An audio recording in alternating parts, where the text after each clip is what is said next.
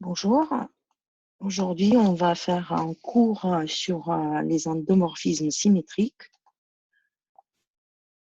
Donc le dernier dans ce cours des endomorphismes spécifiques. Donc on a les endomorphismes symétriques, c'est ceux qui, par définition, donc on va parler de diagonalisation et diagonalisation.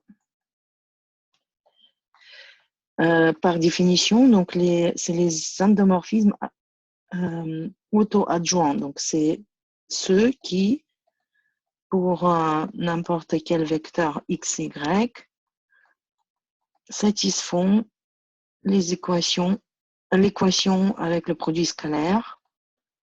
Donc, phi de x avec y, c'est le même que phi de y, phi x avec phi de y. Au niveau de matrice, on a si dans une base orthogonale, on a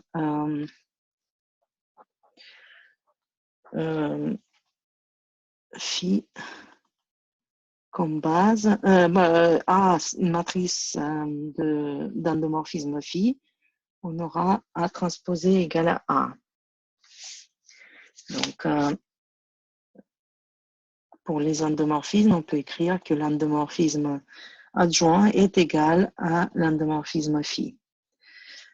Donc, pourquoi pour la matrice, ça signifie que A transposé est égal à A. Donc, regardons qu'est-ce que ça donne.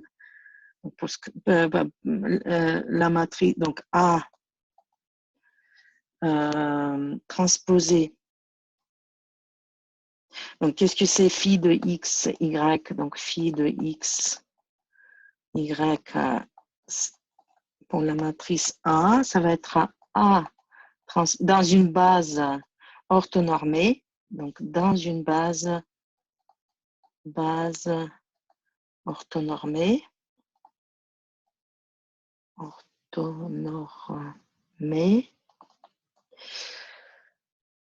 On aura donc A transposé X, Y, donc le vecteur ligne fois le vecteur colonne, produit scalaire, produit de matrice. Donc on aura X transposé A transposé Y. Et si A transposé est égal, ça doit être égal de l'autre côté. Donc X phi Y. Dans la base orthonormée, on a X transposé à Y. Donc, si on compare avec l'expression avec A transposé, donc ça signifie que A est égal à A transposé. Donc, dans une base orthonormée. Donc, on peut passer d'un produit scalaire écrit en termes généraux dans une base orthonormée, c'est le produit scalaire. Donc, le produit scalaire,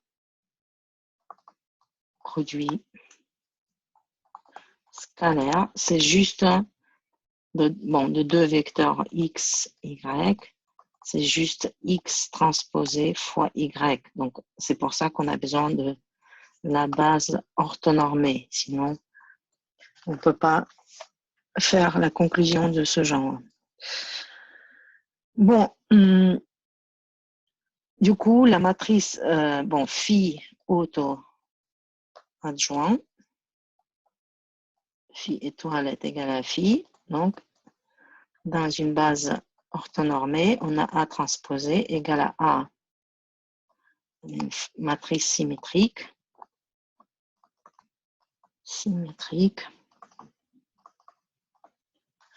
Dans une base orthonormée. Bon, le théorème spectral, c'est le théorème principal concernant ce type d'endomorphisme, donc spectral, soit phi un endomorphisme auto-adjoint, un endomorphisme auto-adjoint, donc on utilise aussi le mot symétrique, d'un espace euclidien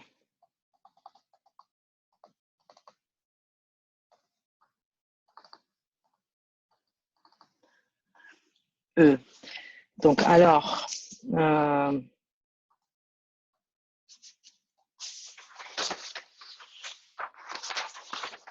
phi est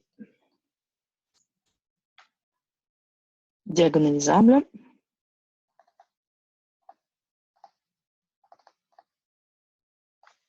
Et les sous-espaces propres, donc ça c'est une autre caractéristique, les sous-espaces propres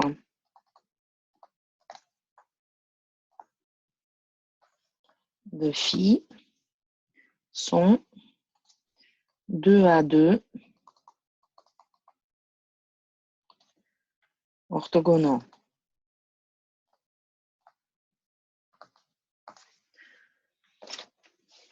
Donc, en particulier,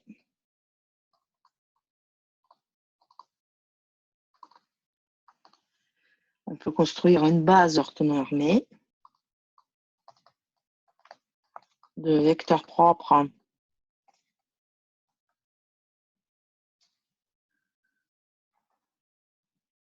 en choisissant une base orthonormée dans chaque sous-espace propre.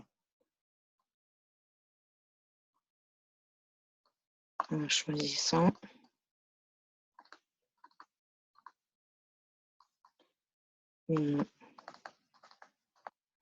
dans chaque sous-espace propre, par exemple par le procédé de Gram-Schmidt.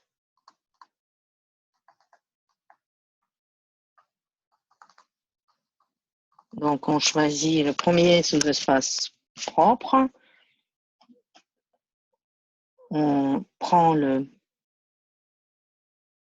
construit une base orthonormée, on passe au suivant sous-espace propre, on est sûr qu'elle est orthogonale au précédent, on choisit une base propre, des vecteurs propres dans le suivant, etc. Donc, pour la matrice symétrique, qu'est-ce que ça signifie? Donc, si pour la matrice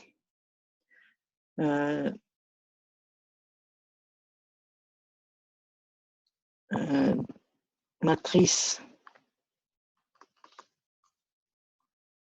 symétrique,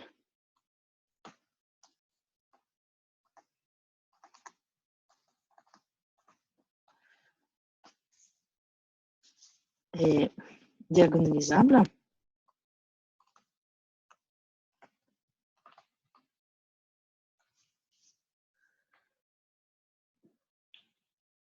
et donc dans une base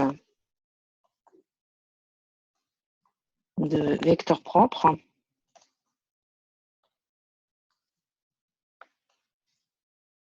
une base orthonormée,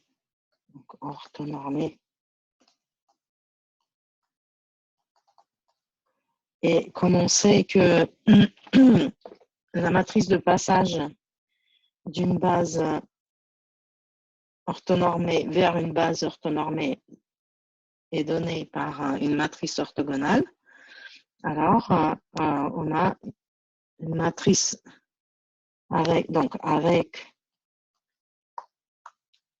une matrice de passage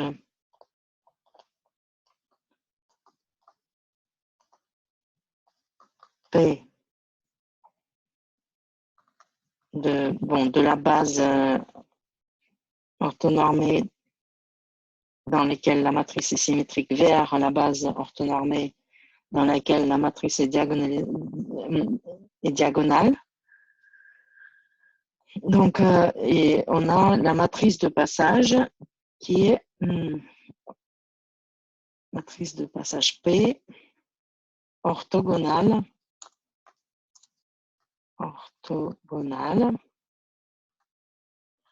c'est-à-dire que le P moins 1 est égal à P transposé. Donc, du coup, on a une matrice symétrique, A, matrice symétrique,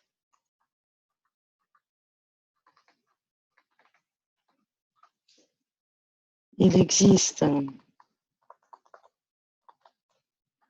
P, la matrice donc, symétrique dans M, N et R, P dans le groupe orthogonal ONR, tel que A' égale P transposé à P orthogonale, diagonale.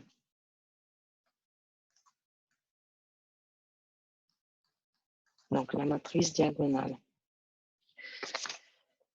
Bon. Comment montrer ce théorème spectral? Donc, on a deux façons de l'avoir, de le voir, ce théorème, au niveau d'endomorphisme, mais aussi au niveau des matrices. Et donc, on a une démonstration. La première, donc, montrons que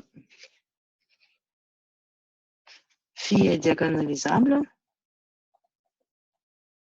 On va montrer que le polynôme caractéristique de phi est sans D. Donc, polynôme caractéristique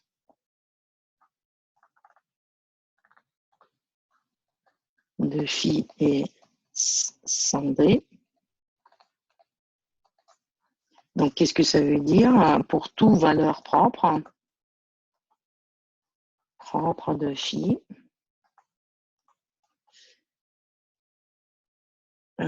toute valeur propre de phi est réelle.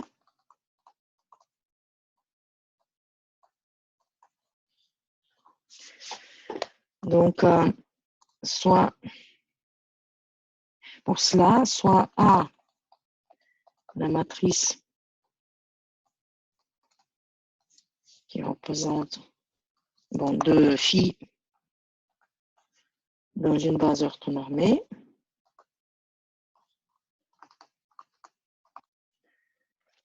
et lambda,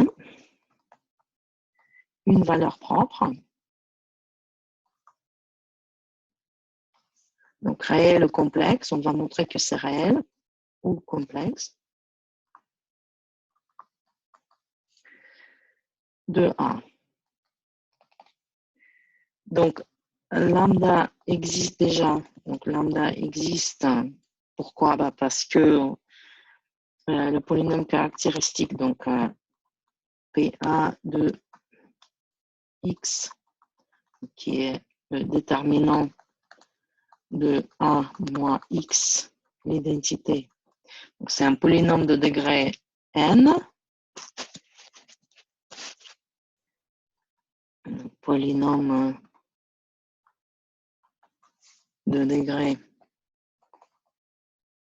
N considéré comme polynôme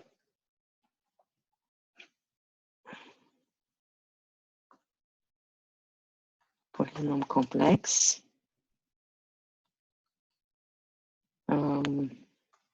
à coefficient complexe, même qu'ils sont réels, donc c'est un sous-espace dans les polynômes complexes. Donc, il admet Donc, au moins une racine.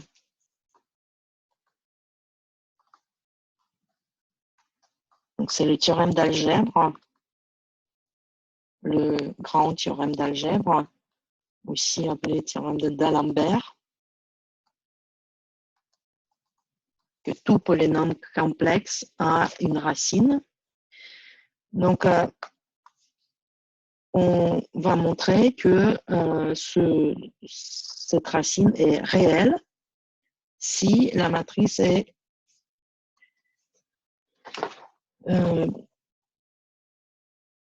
symétrique. Donc, montrons que lambda est dans R. Donc, soit X, le vecteur propre, bon, V, vecteur propre, donc X1, Xn, qu'on regarde comme un vecteur Cologne avec les coefficients complexes, donc matrice Cologne du vecteur propre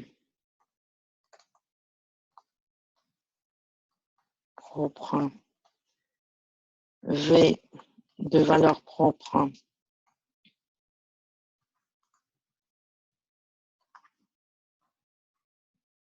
lambda.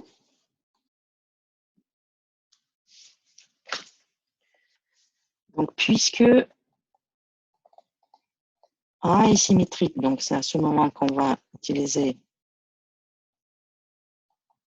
que A est symétrique, on remarque la chose suivante. On a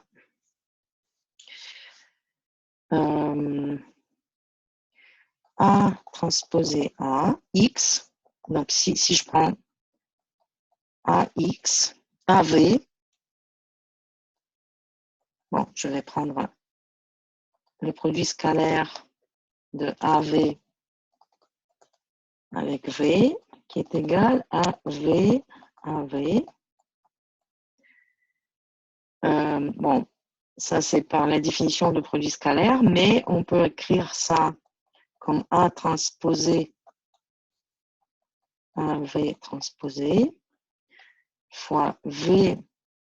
Donc on est dans le complexe, donc c'est V. Bon, ça, on a ça, mais aussi pour le produit scalaire complexe, mais aussi on a bon, c'est pas ça ce qui nous intéresse. On a par définition de produit de la matrice symétrique. Donc ça, la matrice symétrique. Bon, voilà. Puisque A est symétrique, on a AV et V, on peut échanger des places. Et donc, on écrit qu'est-ce que ça signifie. Le produit scalaire complexe, donc il y a le conjugué qui participe. On a X transposé, du coup AV transposé, mais on remarque la chose suivante, que comme A est réel, donc A est égal à A conjugué, donc A réel, la matrice réelle. Donc on a X transposé A, pardon, V transposé, c'est V, X c'est V, V transposé A, V. Et donc, bon, on continue, on ouvre les... là, on écrit qu'est-ce que c'est AV. Ben, AV, c'est V c'est le vecteur propre.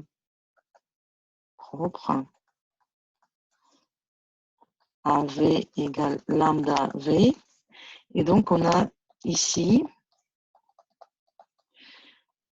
lambda V transposé V transposé V tilde, V conjugué, V transposé, lambda transposé, lambda conjugué, V conjugué. Donc, on aura, si j'écris un coordonné, donc on a lambda x1 valeur absolue au carré plus x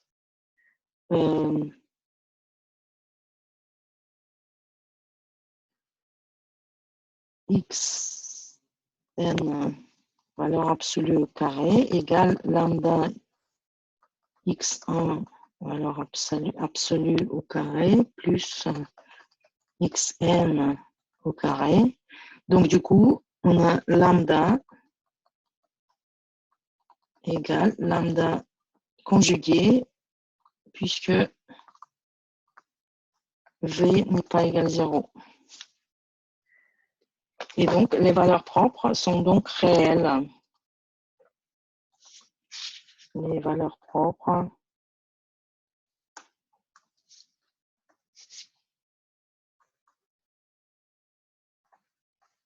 sont réelles.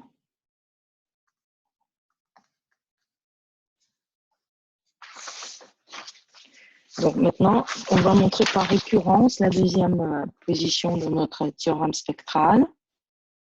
Donc, que les sous-espaces propres de phi sont 2 à 2 orthogonaux. Donc, ça, c'était la première chose qu'on a montrée. Maintenant, montrons par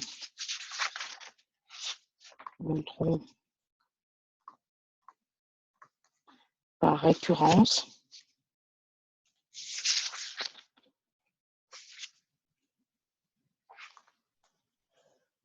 sur la dimension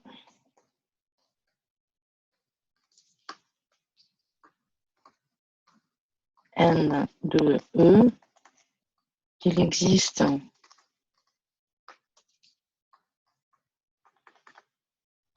une base de vecteurs propres, une base de vecteurs propres.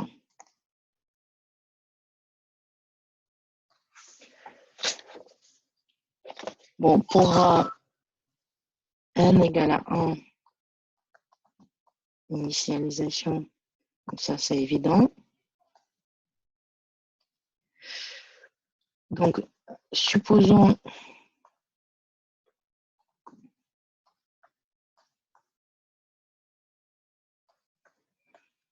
que la propriété est vraie à l'ordre n, n-1, donc que on a dans n'importe quel espace de dimension n-1 un homomorphisme auto-adjoint à une base de vecteurs propres, orthogonales. Donc là, on doit montrer que ça va marcher pour la dimension n. Donc, soit lambda, un vecteur propre, une valeur propre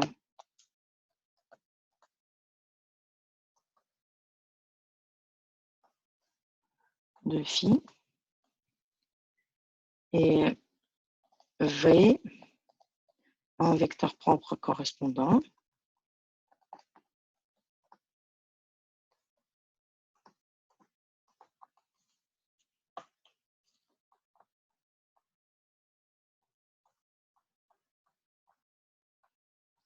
Correspondant à lambda, donc phi V égale lambda V, et H est un espace orthogonal à l'espace vectoriel engendré par V. Donc, c'est un hyperplan. Donc, notons la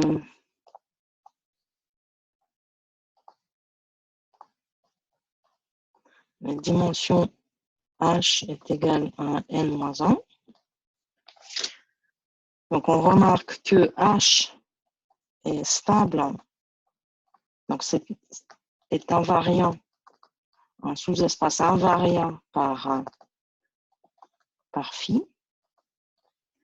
C'est-à-dire donc phi d'un n'importe quel vecteur en H, W est dans H, si W est dans H. Bon, pourquoi? En effet,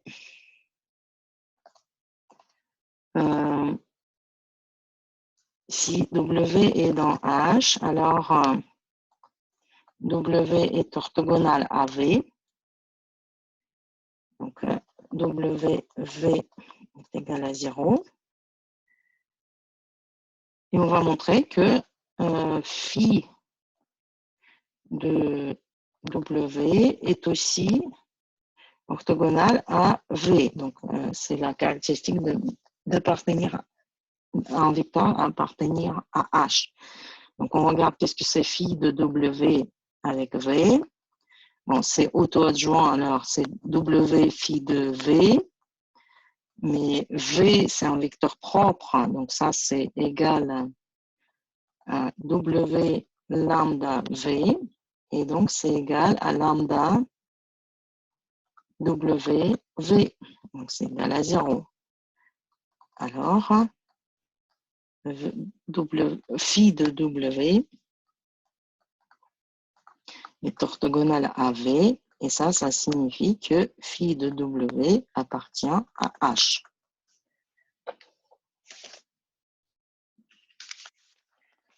Bon,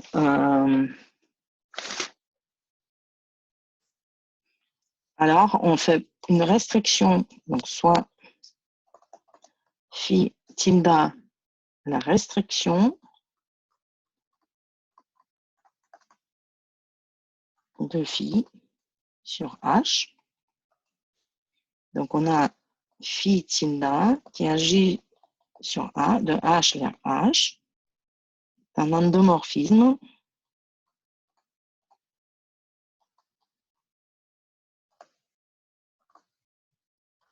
de H. Il est auto-adjoint, phi est auto-adjoint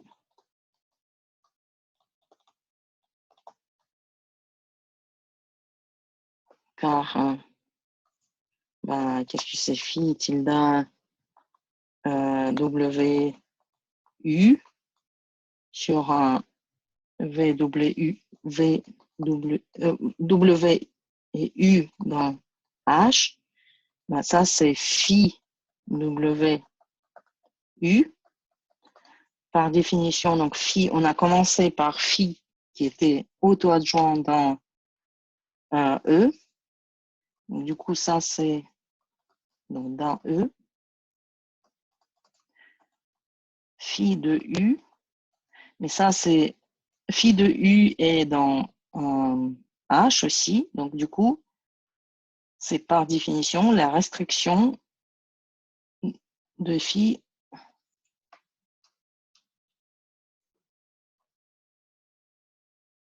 en H.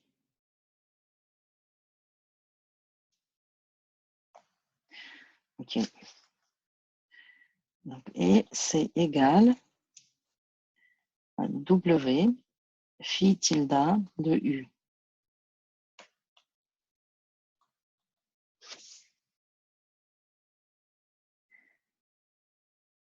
Bon, je voulais faire en ligne. Ah, voilà.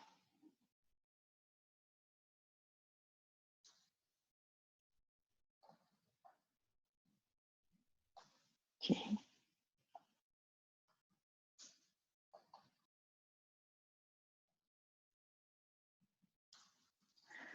est égal W phi tilde de U. Donc, phi tilde est aussi auto-adjoint. Et en dimension, on a supposé qu'en dimension n jusqu'à n-1, ça, donc, par l'hypothèse de récurrence, donc dimension de h égale n-1, par l'hypothèse de récurrence, il existe une base E1, En-1 formée des vecteurs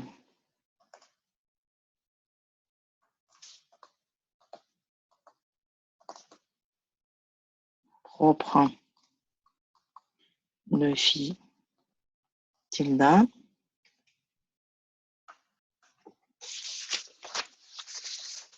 orthogonale.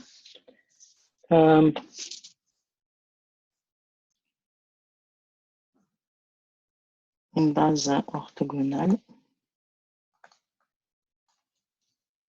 Et si on ajoute alors le énième vecteur, comme énième vecteur, le vecteur V, donc V est orthogonal à EI pour tout I, et V est un vecteur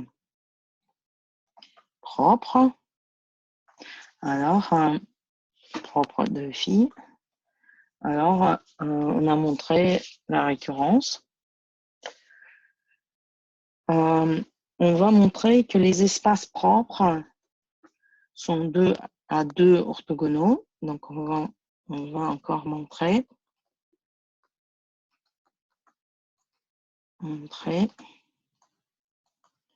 que les espaces propres sont 2 à 2 orthogonaux. Donc, soit V1, V2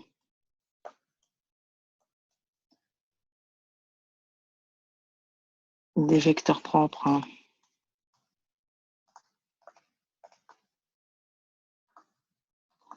lambda 1, lambda 2, bon, je vais faire lambda mu, oh, ok, lambda 1, lambda 2, avec lambda 1 n'est pas égal à lambda 2, on va montrer que V1 est orthogonal à V2. Bon, on a phi V1, V2 égale lambda 1, V1, V2. De l'autre côté, c'est aussi égal à V1 phi V2. Donc, est égal à lambda 2, V1, V2. Ben, lambda 1 n'est pas égal. Bon, ça, ici, j'utilise que c'est auto-phi et auto-adjoint.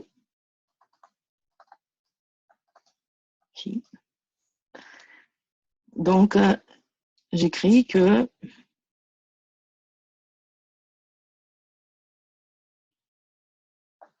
on a, si je fais la soustraction, j'aurai lambda 1 moins lambda 2, V1, V2 égale 0.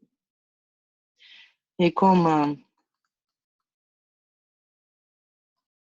lambda 1 n'est pas égal à lambda 2, V1, V2 est obligé d'être égal à 0. Bon, on peut faire on travaille avec les endomorphismes réels. Et alors, les matrices sont réelles. on peut faire une remarque que ça ne marche pas si on parle des matrices complexes. Donc, remarque, matrice symétrique.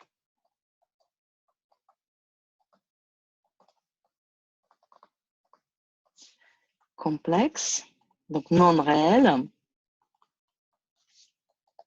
Non réels ne sont pas nécessairement diagonalisables.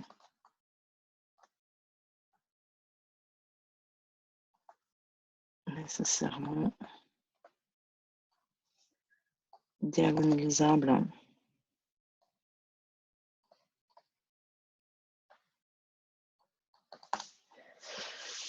Bon, par exemple, soit A égale 0 alpha, alpha, bêta.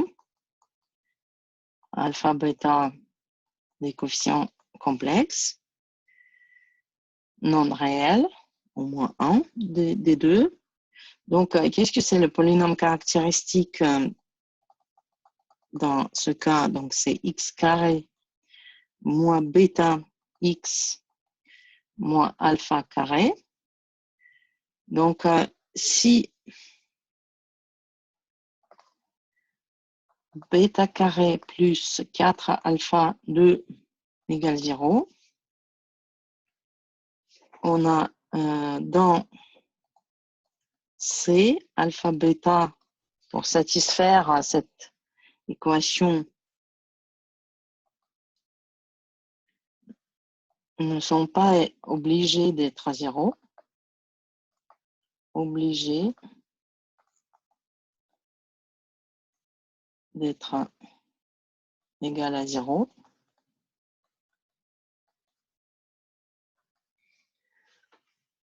Donc, on aura deux racines confondues, donc les mêmes. Donc, la valeur propre double.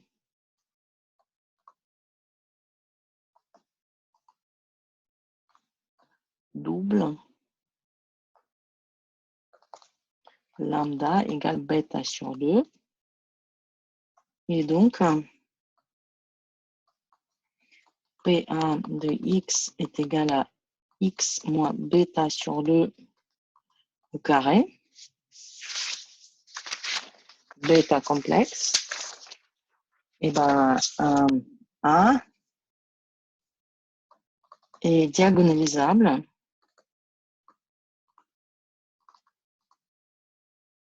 si seulement si. Donc, la multiplicité on a la même valeur propre, donc bêta sur 2. Et alors, A est égal à bêta sur 2.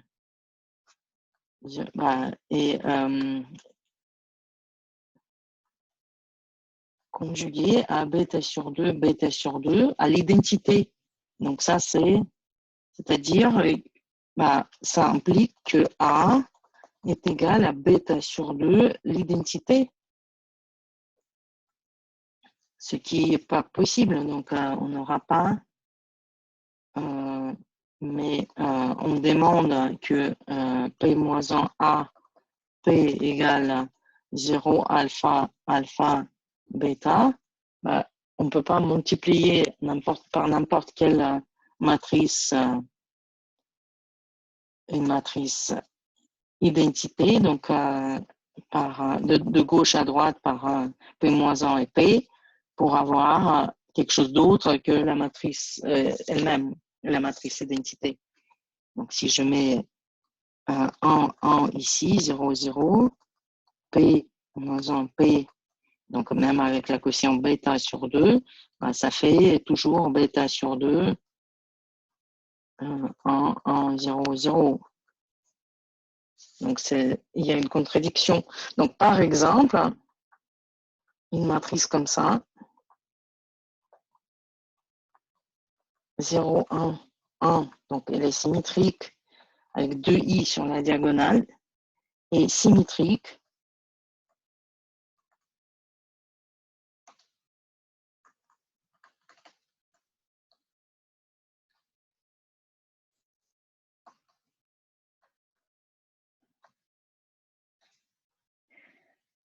et non diagonalisable.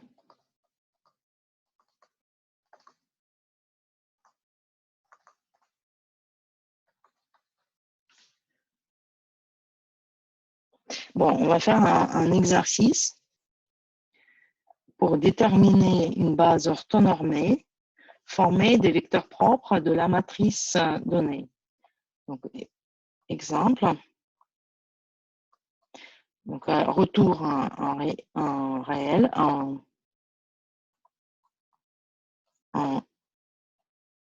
Rn. On a la matrice A dans une base canonique 4, 3, moins 4. Donc, on va chercher les valeurs propres. 1 moins lambda i égale 4 moins lambda, 3, 3, moins 4 moins lambda. Donc, ce qui donne le P, donc le déterminant, le polynôme caractéristique déterminant de 1 moins lambda i égale lambda carré moins 25. Et si on calcule, ça donne cela. Et donc, lambda, c'est plus ou moins 5. Donc, on aura en diagonale 5 moins 5. Donc, pour rechercher une base de vecteurs propres,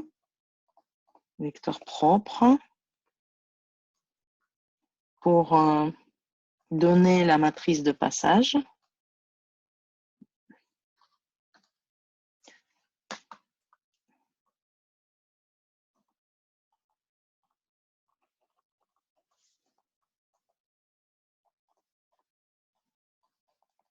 donc A moins, ça c'est le calcul standard, x, y égale moins 1, 3, 3 moins 9. Donc, j'ai fait la soustraction.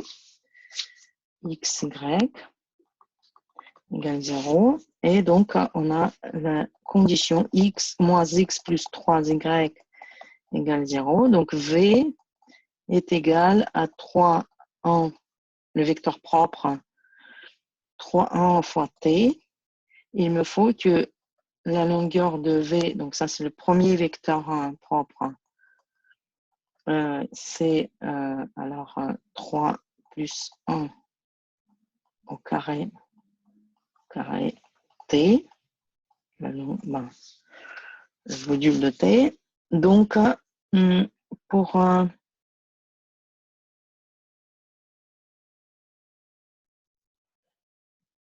pour le vecteur, le suivant, donc 1 plus, moins 5, l'identité xy égale 9, 3, 3, 1, xy égale 0. Donc, alors, 3x plus y égale 0. Et V2, alors, c'est moins 3, moins 1, 3, t, n'importe quel t, c'est t réel. Donc, la longueur de V2 est donnée par la racine carrée de moins 1 au carré plus 3 au carré, t valeur absolue. Donc, finalement, si je veux une base orthonormée, j'aurai donc F1 égale 1 sur racine carrée de 10, 3, 1, et F2, 1 sur racine carrée de 10, moins 1, 3. Donc, on voit bien qu'ils sont orthogonaux. Et donc, la matrice de passage, c'est 1 sur racine carrée de 10, 3, 1, moins 1, 3. Et donc, on a que A est égal à P transposé 5, 0, 0, 5, moins 5. P, donc P transposé est égal à P moins 1. Donc, c'est juste un 1 sur racine carrée de 10. 3, 1, moins 1, 3.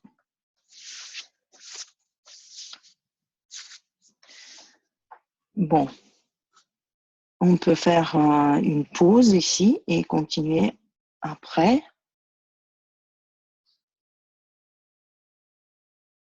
avec les endomorphismes positifs, symétriques positifs.